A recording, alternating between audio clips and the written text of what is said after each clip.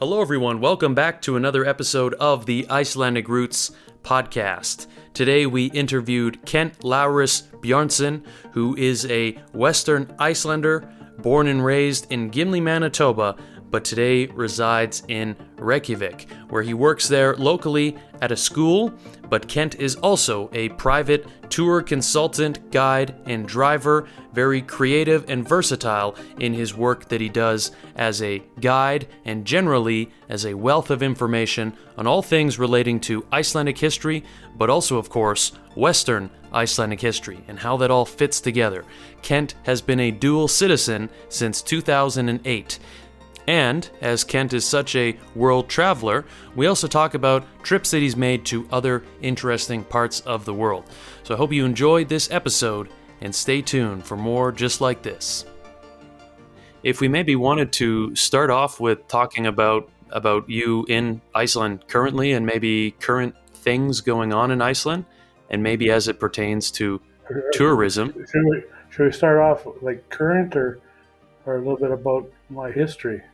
Because I came here in 1979. I was gonna say, yeah, we could go right back to your origin story. Honestly, I think it's really cool how you started and graduated same high school as me, and now you're right across the ocean doing some really cool things in Iceland. So yeah, if you just want to tell us a bit about your story, we can certainly start there. Well, like in the mid 70s, there was lots of charter flights and Icelanders going to Canada and the United States, and lots of Canadians coming to Iceland, and my whole family came here. Like that started kind of in the 70s, 73, 74. There were some big festivals here. 79, my whole family came to Iceland except for me. I stayed back. That was the year I graduated from Gimli High School. And I decided that I was going to go and stay longer. So my whole family came and left me in charge of the family business. And then I came here in September of 1979. So I was kind of on my own. But I had some contacts here and had met some people. I had kind of a job lined up if I needed it. And so I started off in a knitting factory in Blundos. Mm-hmm. That was my first job. Wow, yeah, that's a bit more of a rural experience even as the first one. Yeah, well, yeah, and not too like in those days, not many people spoke English, especially out in the countryside. Yeah. And there was the guy who hired me. He had been an exchange student in the U.S., so he spoke perfect English. He was the manager of the knitting factory. And I just had no work permit, no nothing. I guess maybe I should watch what I'm saying, but I think that's a long time ago. So they, they can't take away, they can't make me pay for something I did 40 years ago. Coming across from Gimli, like how much Icelandic influence and language did you have before going there? Well, I had, I just had the basic words, Amma, Havi, Golanot, but there was a lot of Icelandic spoken around me. So it wasn't as foreign as, some other languages and stuff. But I wouldn't say I knew any Icelandic when I came here. Like it was just basic stuff. And so I spent like half a year in Blundos, and then the second half of the year, the next spring, I was in Grindavik, in a fish processing plant in Grindavik. That was my first year. I went back to Canada for a year, registered for university, and moved into an apartment on Pembina Highway, and hated Winnipeg. Can't blame you for that.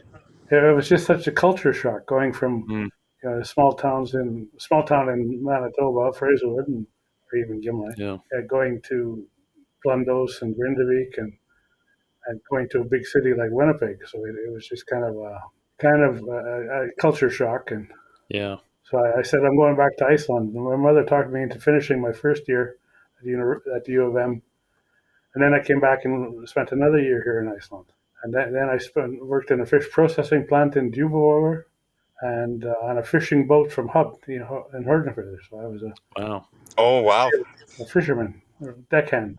You really got around the island in those early job experiences. Yeah. But I don't regret it. And so then I came back to Iceland every 2-3 years for a holiday. Mm-hmm. And then 2000, they were advertising a job at the soon-to-be open Canadian Embassy. Hmm. My cousin here sent me the ad out of Morganbladet. I applied for it. I didn't get it. I had an interview, but I didn't get it. But that's what kind of got me thinking about going back to Iceland in 2000. And Svavar Gesson was the consul in Winnipeg, and I knew he had been a cabinet minister and stuff, and I didn't know he was the cabinet minister, uh, culture and school mental. My English is getting bad. Speaking too much Icelandic. Yeah. Hey, that's never a bad problem. So he helped me get this job at MHOW at Mental School at Hammerley. Came back. I was going to only spend a couple of years here, and 22 years later, I'm still here. But, yeah, that's some good insight too. That you applied for a job or maybe two different ones, and before finding one, because I know recently they had the working holiday for youth up to 35, a webinar about that. they just announced it. Yeah.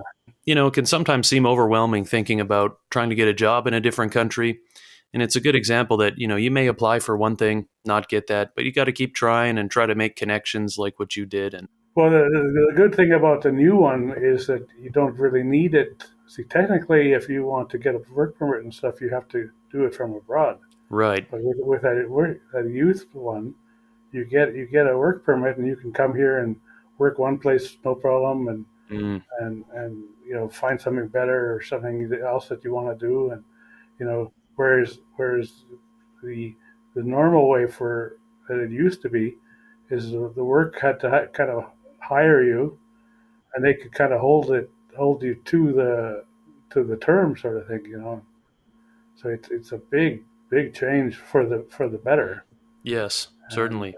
And that way, you know, you're not losing out by, you know, not staying the whole time at one place. You know, I just wish they had something like that when I was goofing around here 40 years ago. Yeah, there definitely seems to be some more structure, but maybe people like you and doing what you did kind of set that groundwork, right? Well, they've been talking about it for a long time. Nothing new, and they have the same program for the United States and other countries. Something slow in Canada and Iceland. Yeah, interesting. That new visa is, I think I've had it open on a tab in my computer for the past 3 weeks, just thinking and thinking and thinking on it. Well, and like that's the thing is, you know, especially with airfares going up and so much, it's so much better to have the visa ahead of time. Exactly. And instead of coming here and finding a job and having to leave for 6 months while the visa is being processed. Oh, absolutely. Just in terms of that, I know it's not the exact same, but I applied for my Nexus in June of 2023, and I just got an inquiry back last week, and I still am 16 months out from getting it. That's crazy. Nexus, that's the... Yeah, that's the Canadian American one that they just kind of verify that you're not a terrorist risk and get you through security a little faster. Yeah, I don't think I can even apply for it because I'm not a resident of Canada. Ah. Oh, yeah, that might be. I have citizenship, but... But maybe just that mention is a good jumping off point to maybe talk about how you got citizenship in Iceland.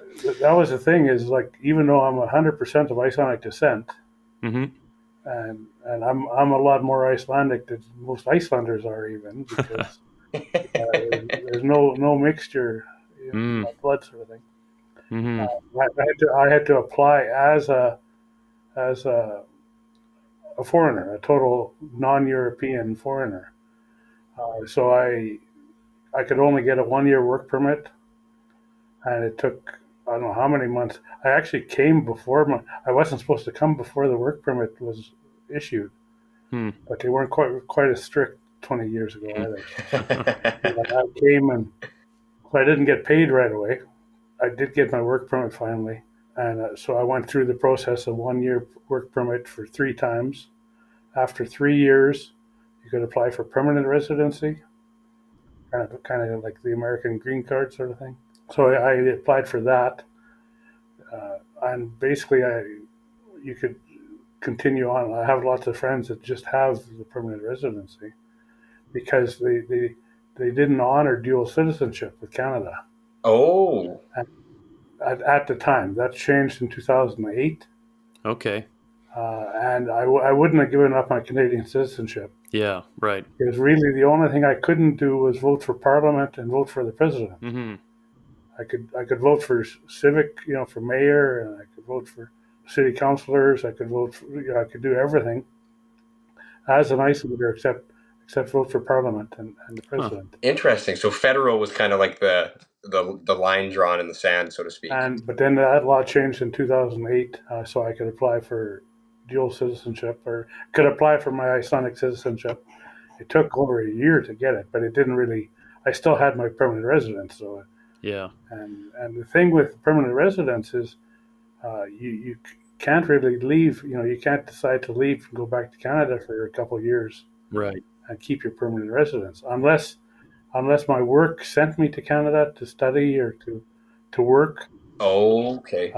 So I wasn't planning on moving back to Canada right away, anyways. But that's one difference with citizenship, but it's just so much nicer to have a European passport. Like it's Right. And then when traveling to other European countries, of course, you don't fall into the 90-day Schengen zone and that sort of. yeah, no, nothing. Like I could move to any European country Right. tomorrow, and Wow.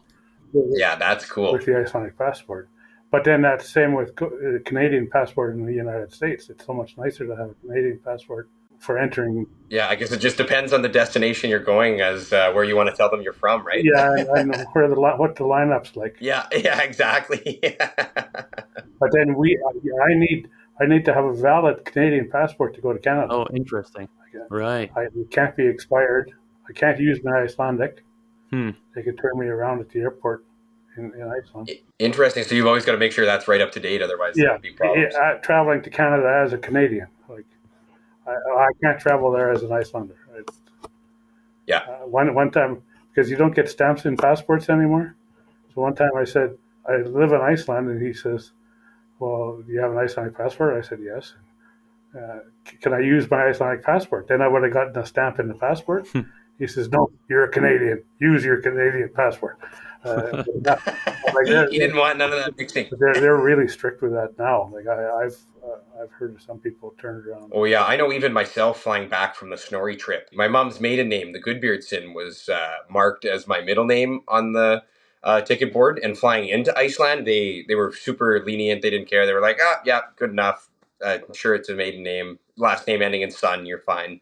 But when I flew back to Canada, that was when they were like, no, you got to edit that here, pay the $30 for the name switch and make sure you're good. Otherwise, they'll flag you and give you difficulties. Because Iceland is such an important spot for European travelers and stuff. Yeah. They're a lot stricter. England can be pretty strict sometimes too. And then another question I had for you. So you were talking about these jobs that kind of fish processing. I would love to hear kind of the transition from moving towards those kinds of jobs, more labor-based, to you do a lot more tourism-based stuff now. So how did that switch kind of come up foot? Like I was a truck driver in Canada. I drove lots in Alberta, Saskatchewan, Manitoba. So then I went from driving lots to driving nothing. And then I decided to take the tour guiding school. I thought that would be interesting. So like a couple of years after I came here, I took the tour guiding school, and I met some people. Well, I got my license right away too. Like at that time, I just gave them my Manitoba license. I got an Icelandic one back. I could drive everything. I couldn't take paying passengers. Oh, okay. I had to take a course here, passenger safety or something like that, and so I couldn't take paying passengers. So I got my license right away here. They call it Metaproof, like kind of can drive everything sort of thing, big trucks. Oh yeah, kind of like the equivalent of a class 1 here. Yeah. I got that right away, and one of my friends, he says, "Well, they're looking for people to drive straight on weekends and stuff." Oh yeah. So I started driving transit bus on the weekends, and it was just kind of something to do different, and made very little money. Like the pay isn't very good and stuff. It kind of went from that into more tour buses, and so now and then I finished the tour guiding school. So sometimes I'm a tour guide, sometimes I'm a bus driver, sometimes I'm both.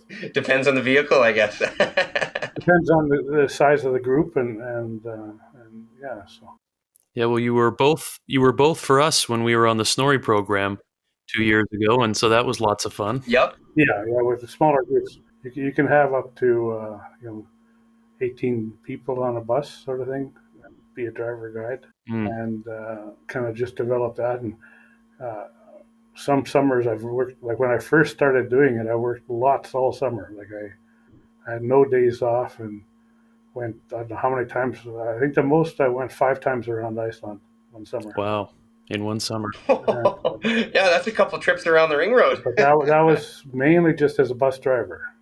Okay. I guess I did the Snorri group too, but for the most part, it was more just a bus driver and stuff. And when I did a lot of the circle tours, Okay.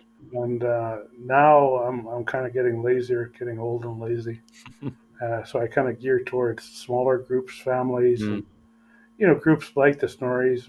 Hmm. And I just bought a 9-passenger van, so I can take up to 8 people, 8 passengers. Oh, awesome. Very And cool. that's the size of group I like, small groups. Right, you can get more intimate in that sort of thing. What would be like a favorite tour that you would do?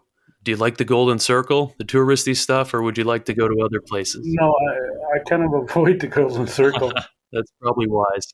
I can do it. I've done it a few times, but I wouldn't do it. I wouldn't want to do it 5 times a week. Yeah. And what I do, like especially during the school year and stuff, I'm only really available on weekends. So Mm. what I tell people is that if they want to do the Golden Circle and stuff, they can get another tour company or small group company Hmm. during the week, and then we can go exploring on weekends Yeah. and going to places that aren't the normal. Because I can't really compete with the prices for the Golden Circle. There's just so many companies doing it and stuff. It doesn't pay. People who have the money and want to pay the extra and stuff, they can hire Mm. me. It's not like Mm. if I'm available. Hmm. But I prefer going to. I haven't done the West Fjords for a while. Now I'm doing it 4 times this. Well, there you go. The Snorri group is going, and Okay, you're doing uh, Snorri again this year then. yeah, I have a couple of other groups, kind of Nice. small groups and stuff that is going, and then now I might not do it again for another couple of years. So you never know for Yeah. sure. That's a good balance. That's a place I have yet to go to. How about you, Owen? Did you make it out to the West Fjords? No, not really. But I am hopeful. I think we're gonna try and go up to Patricksfjord here in July when we come out. Yeah, you have family there, don't you? Or like Yes, yeah, exactly. That's kind of the homestead area is Patricksfjord. So I figure I better do my Amma proud and make it up there this time around and go see the homestead. Hmm. Based on your experience with tour groups and that sort of thing, do you ever have any, I don't know if bad experiences is the right word, or just some questionable or funny experiences doing tour guides around Iceland? Well, because now I've never really had any real problem people and stuff. There is a few people here and there sometimes that expect a little bit much, and kind of, Mm. but High maintenance? high maintenance and stuff. But uh, thank thank goodness I haven't really had any accidents and stuff. Because there is, people are things happen. Like heart attacks and this and Mm. that. And, it's Yeah, there was last year when I was with Icelandic Roots doing that tour, um, quite close to the end of our tour. It was, I think, 10 days maybe. I should know how many days it was. But all the travel last summer just blended into one. But we were quite close to coming back to Reykjavik, and we saw a bus very similar to ours being towed in the opposite direction. And there was like these windows smashed in it. Not too much damage, but you could tell like, oh, something happened to that. And I forget exactly, but there was a news article, and maybe you saw this too. It was like mid-September last year. And I don't know, maybe just high winds and something happened and the bus ran off under the ditch. I don't think anyone was injured, but it was a little bit, seeing that going the other way, and we're on a bus just like it was a. Oh yeah, no, I went out to the East Coast or Southeast last Hmm. weekend, with a group with the school choir, with the choir from my school that I worked at, and it was windy and it was. I didn't see any major accidents or whatever, but the wind can take those big buses. Yeah. No kidding. I remember conversations about that when I was there as well, and it seems specifically like that southeast coast seems to get like the crazy certain areas, like you're going along and all of a sudden blows, and then it's fine again, and then it's kind of it's not a steady wind as you could. Yeah, it comes in waves almost. Yeah, it comes in waves. I noticed that even with the waterfalls, actually, you'd be seeing them, and then every once in a while you get a gust, and the waterfall disappears into steam, and then it falls back down. Yeah, something else I think on the roads, a lot of us, I think, have this thought is when you're first driving on them, you think they're very narrow and just kind of odd not seeing any sort of shoulders on the road. And I know, like, if you look online as a tourist, driving is always like rated as quite safe, in the country, but I can't help but think that must throw a lot of people off. There's no like areas to pull off on a shoulder, or it seems a little bit tight. Well, it's a little bit tight, and then you get these tourists that stop in the middle of the road and take photos of horses and scenery and waterfalls from their highway. I don't know if they do that at home, but I don't think too many people would like it if you even if the shoulder is there, like even with the shoulder, it's still not very smart to stop and then one person stops and then another person stops because he says, oh, I'm going to do that too, and then all of a sudden and then it just builds up down the whole line and nobody moves. Like there's been some bad accidents out there. So have you noticed more of that sort of thing? Like as tourism has increased over the last decade or longer, have you noticed more and more of these tourists and just maybe driving issues, not knowing what to do? Well, because there's more and more people driving their own. 10, 15 years ago, most people coming here, they'd do a tour. They'd be on a tour bus and a full circle tour in 8 days, 8 to 9 days. But now you get all these yahoos driving, renting a car. Some of them don't know how to drive at the best of times. And then like the conditions here in Iceland with the wind, with the snow, with the sand, gravel roads and stuff like that. It's a lot different driving here. Even for people who know are good drivers at home, they're not always good drivers here. And then they stop on the road to take pictures of horses.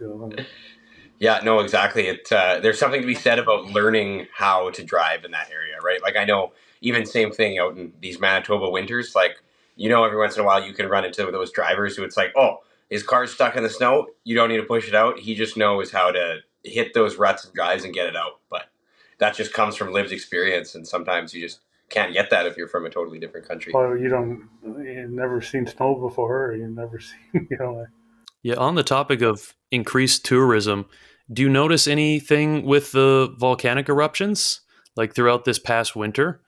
Do you see any sort of? I think people kind of got nervous about coming. Like it's because last year I did a couple of tours and like accommodations was totally booked up a long time in advance, whereas now I wouldn't. There is more hotels opening and stuff too. So there's still a lot of tourists coming. Yep. And but it's not as booked up as it was for last summer. And because I was trying to find I had a couple friends from Minnesota coming, so I just needed like two rooms or whatever. There was nothing available from Selfoss all the way to Eskifjörður. Holy moly! So the one day I had to drive from Selfoss to Eskifjörður, which is quite a haul. Yeah, even Selfoss is ways out of Reykjavik. Never mind going further. It's just a little over an hour out of Reykjavik, so it's not. But there was just nothing. The only thing that was available, and I don't know, maybe was a tent at the southeast corner, but I couldn't see my friend and her boyfriend share a tent with me. You know, Yeah, no, don't blame you for that one. no, so that was the only thing that was it was always available. Like sometimes things pop in, the cancellation. So if you keep your eye on booking.com, and then you can maybe find a place. But it was just nothing. Wow. But do you think this recent eruption is kind of scaring people off a little bit? It scared a few people off, or kind of maybe they'll still come, but they're not booking as far in advance and stuff. Well, if you don't really know people there and don't have a good grasp on the situation, just seeing the news articles and seeing how close these eruptions are to the airport and seeing the stuff with like the Blue Lagoon closing, which I mean, that's quite a signal to tourists, right? I think they're all looking to go to the Blue Lagoon. So that kind of stuff I could see. It could make you second guess your travel plans. Yeah, I would even say for the general crowd that I've noticed, like a lot of people know that I'm Icelandic, and the usual question I've been asked lately is like, "Oh, is everybody okay there? Like, what's going on? Is the country all right?" And it's like, well, yes, it's one area. Like, it's not the whole country isn't under lava here. No, and it's just sad that the town had to be evacuated. Yeah. Yeah, it seems like at this point they're talking about like there's probably not going to be much of a return back there. Hey? Not for a while, because they figure that this volcanic activity could last for years. Yeah, I Like was the reading. last volcano lasted for only about 8 hours or whatever. So Yeah. but it still covered up the main highway, so with lava. Have you seen any of this stuff within the last few months? Have you been in those areas? No, it's all closed off. Like you have to Okay, have yeah. special permission to go there. Yeah. Otherwise, except they did open the Blue Lagoon for a while there, and then Hmm. uh, they were expecting a volcano to erupt last weekend, like a week, Hmm. a week ago. It never did, and no, so I don't even know if the Blue Lagoon's open again. But I'd like to say that I feel bad for their business, but they make so much money. I'm sure they're covered for years in advance with profits. yeah, and they had to they evacuated last Saturday, like just over a week ago, and there was 800 people in the lagoon. Holy moly! So they're not staying that far away, I guess. I don't know. I'm not too excited about going to the Blue Lagoon myself. That's kind of the persona I pick up from most Icelanders. I would say at this point is, it's usually like, yeah, it's cool, but usually steer clear because it's too chaotic. especially with this situation now. Yeah, no kidding. There's plenty of other less volatile lagoons you could be going to these days. Oh, there's some nice ones now. Yeah. Hmm. I was actually just reading a copy of the Reykjavik Grapevine, and there was a big ad for Sky Lagoon in it for this month's issue. So I figured it must be something related to the Blue Lagoon closing. They want to capture that audience. Have you felt any earthquakes over these last eruptions? Not recently. No.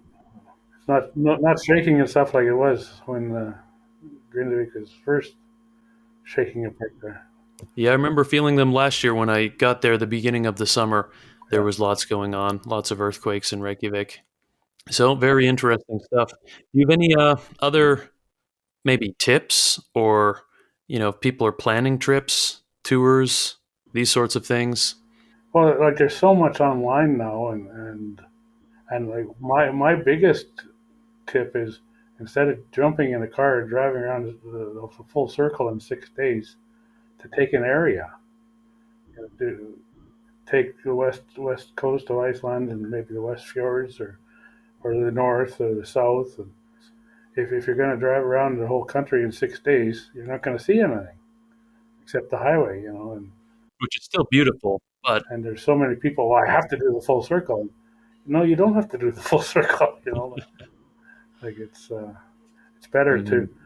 to do the south coast, is maybe spend the night out in the south coast and come back to Reykjavik, or close to Reykjavik, and then go up north, or to the west, Snæfellsnes.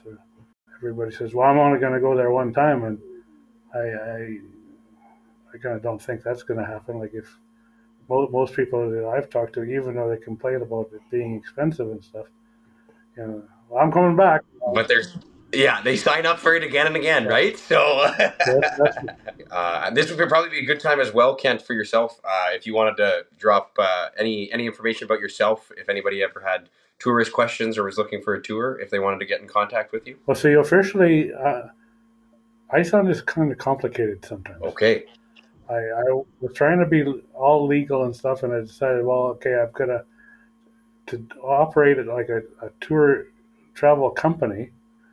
You have to have a special license and special insurance and this and that. And so well, no, I first got kind of a certificate saying I could be as a tour operator, which means a one-day Okay. tour.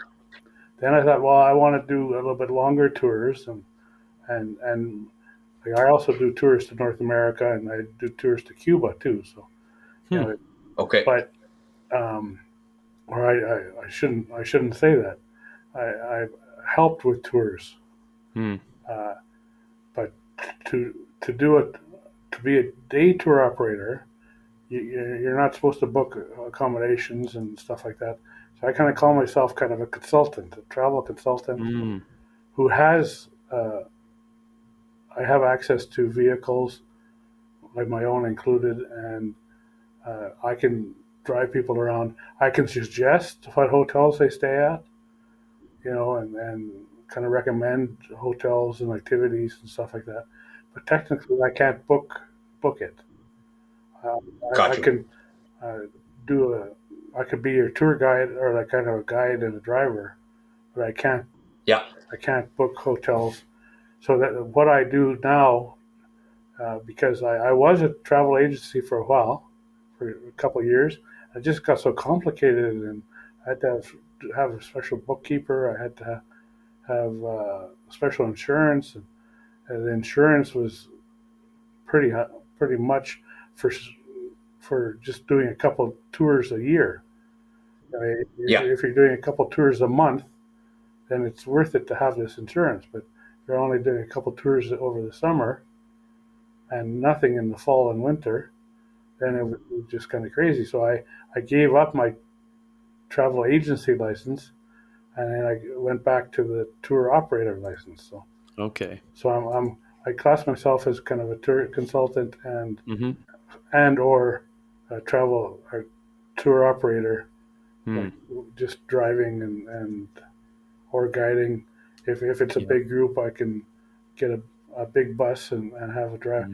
Then you need a separate tour guide. So I Hmm. could be a tour guide and arrange for a bus driver with a Hmm. bigger group to do a tour a day, a short tour. Gotcha. Yeah. So yeah, not an agency, but a travel consultant is Travel what we'll consultant, say. tour operator, not for long tours or like not. And also a wealth of knowledge we can add. Owen and I can attest to.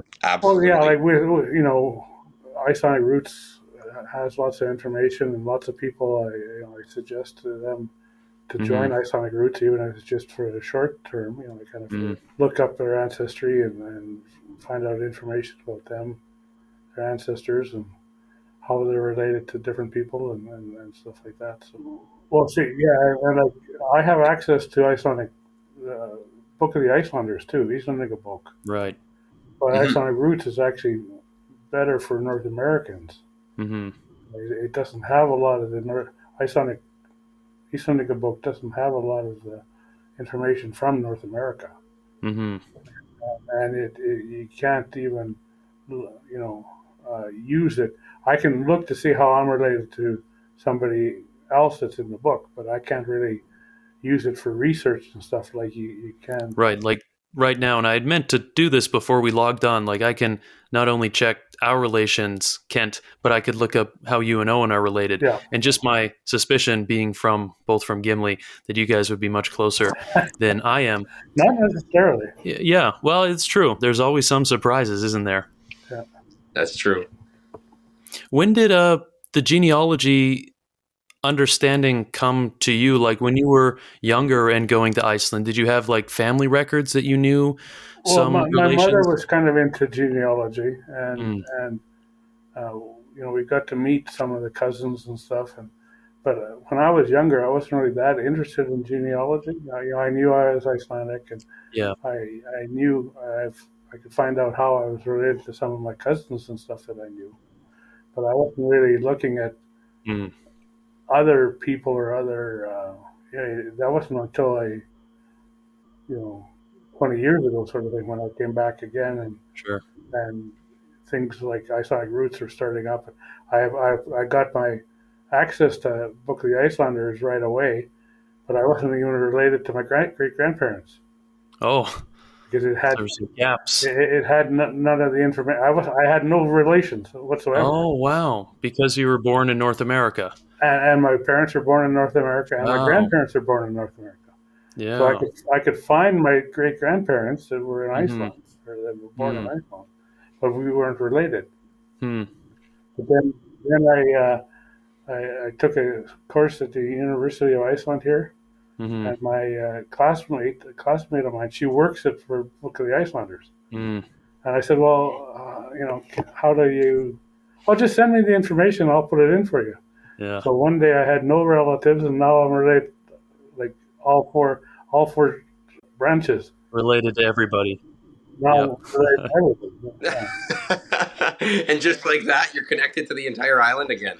And then, like for example, there was a teacher, kind of a special needs teacher, in the next office to my office at Adam Howe, and I said, I'm in the Book of the Icelanders, and so you look to see how you're related. So she went in, put my name in, and here it turns out that her great grandmother and my great grandfather and her grandmother were brother and sister.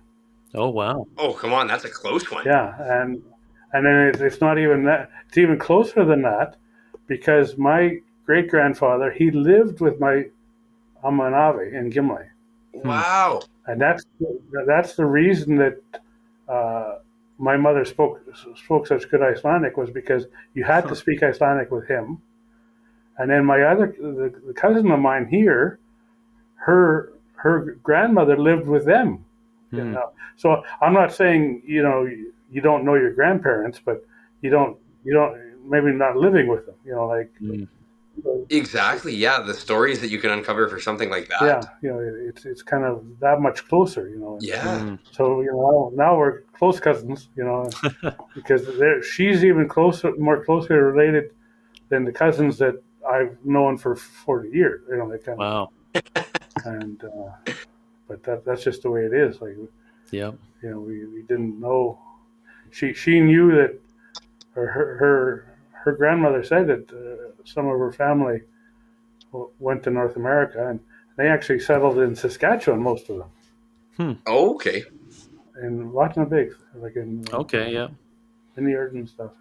Mm-hmm. So it's a small world sometimes, and then And then a big world other times. Yeah, I find usually the closer connected you get to Iceland, the smaller the world becomes in so many senses.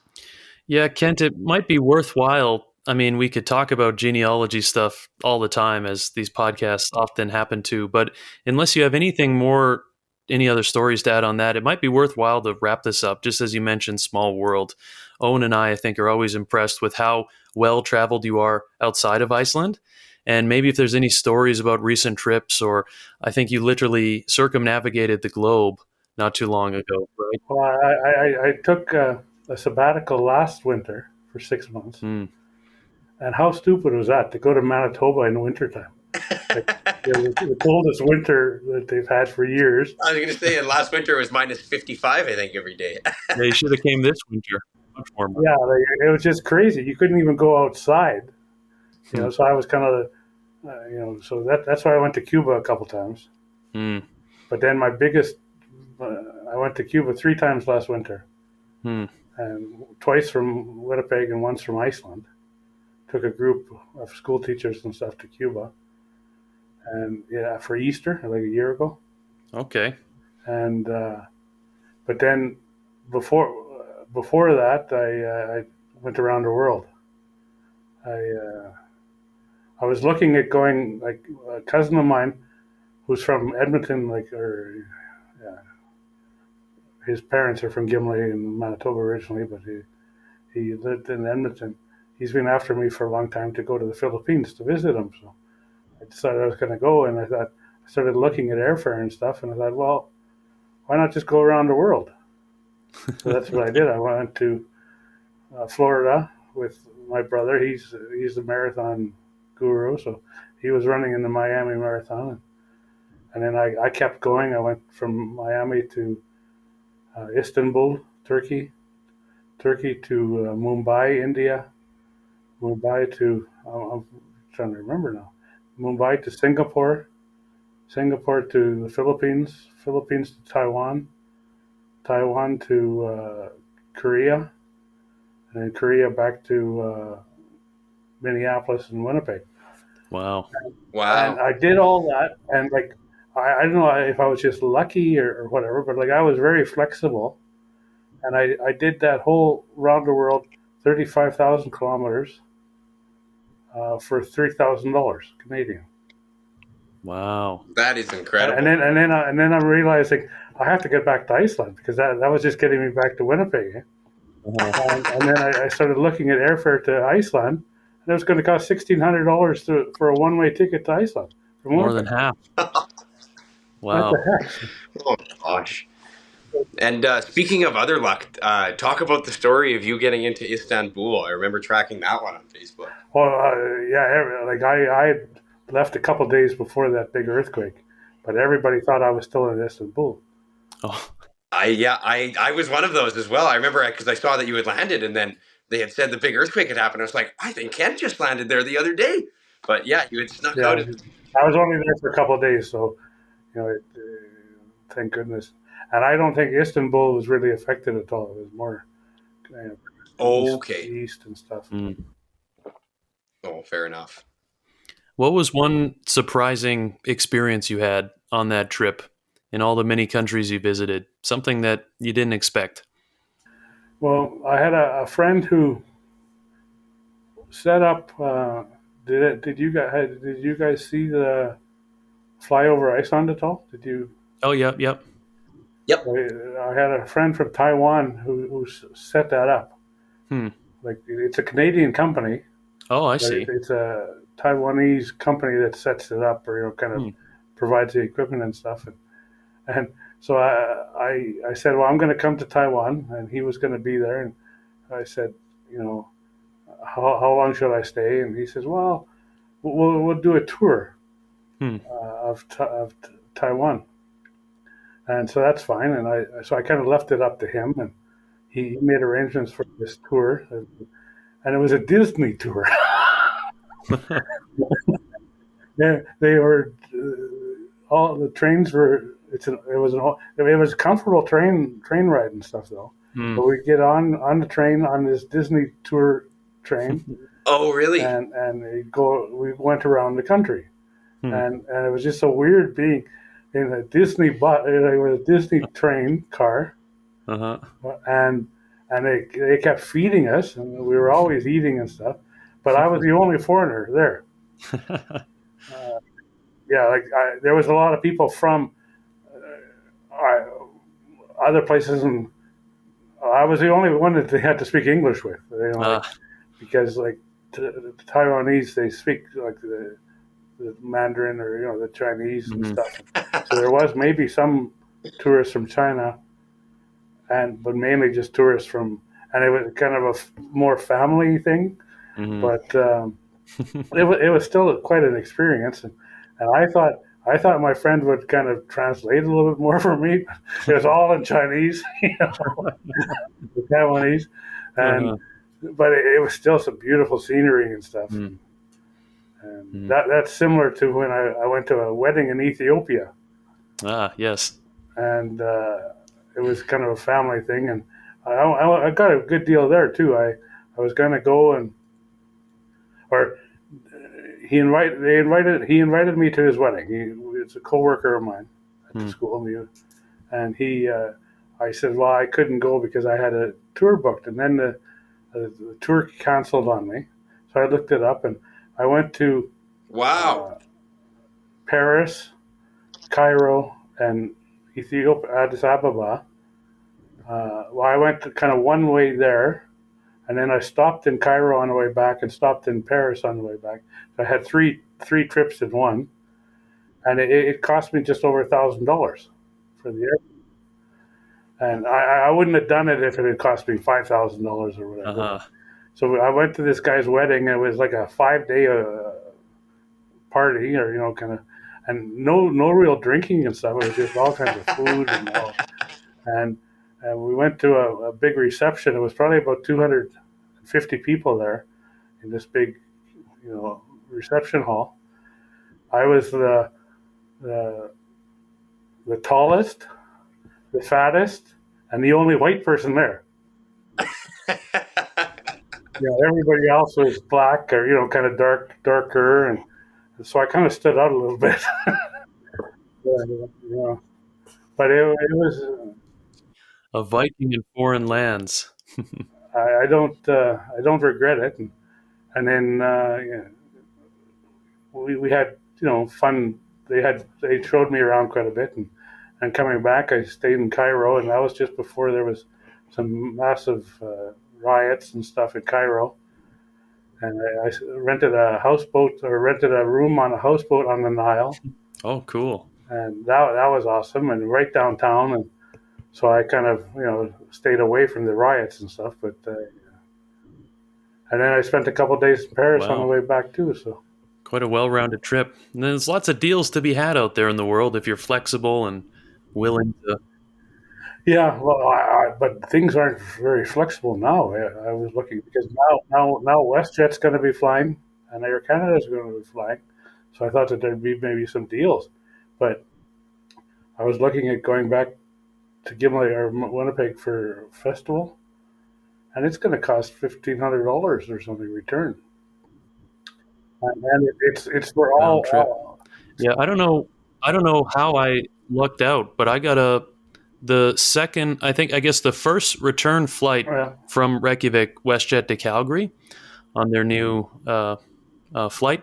I got it for $250, just a one-way trip back to Calgary, which is great for me because that's where I live, so it's a direct flight home. And I don't know how I got that good of a price, but it was also, of course, just the one-way. But then the flight going to Iceland with Icelandair was, almost quadruple that.